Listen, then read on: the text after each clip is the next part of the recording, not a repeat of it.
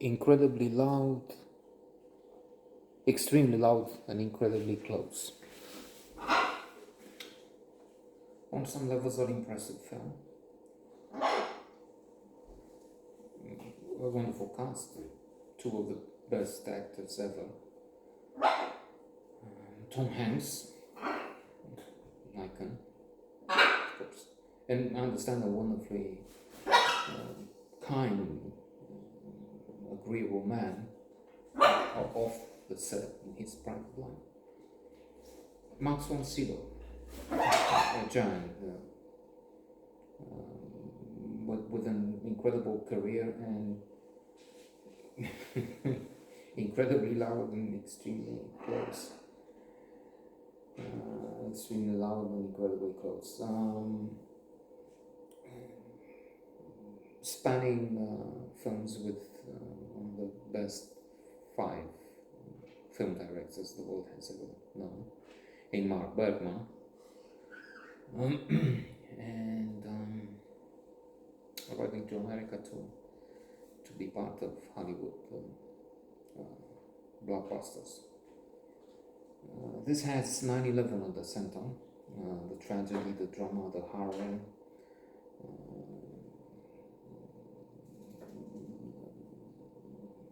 some haunting images. For instance,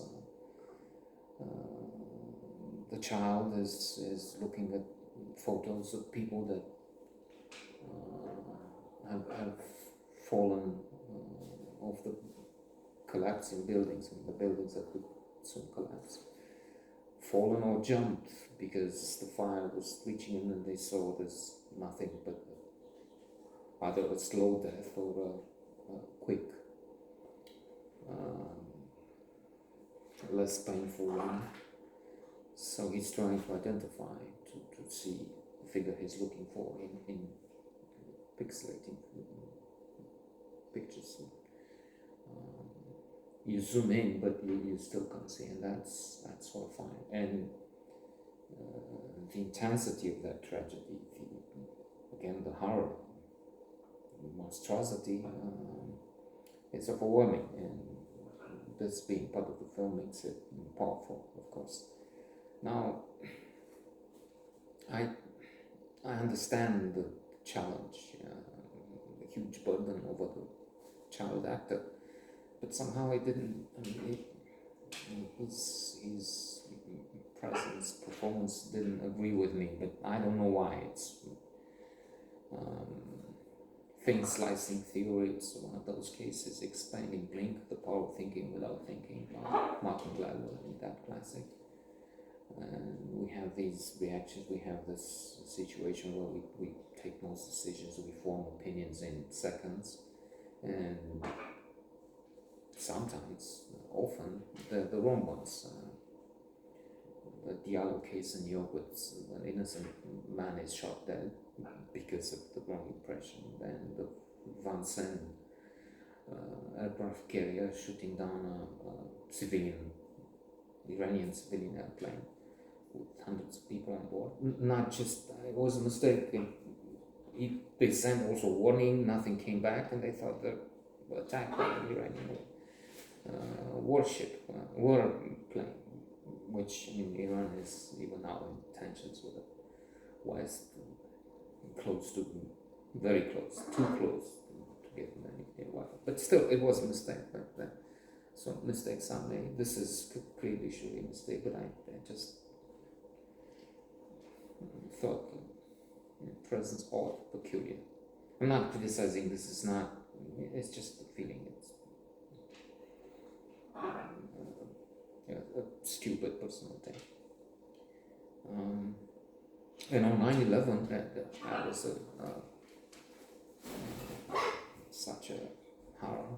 And I remember we were in the countryside, basically, near the forest. We had a house near the forest. 170 kilometers that way, 110 miles or so. 18 or 180 kilometers. Anyway, Rosanna,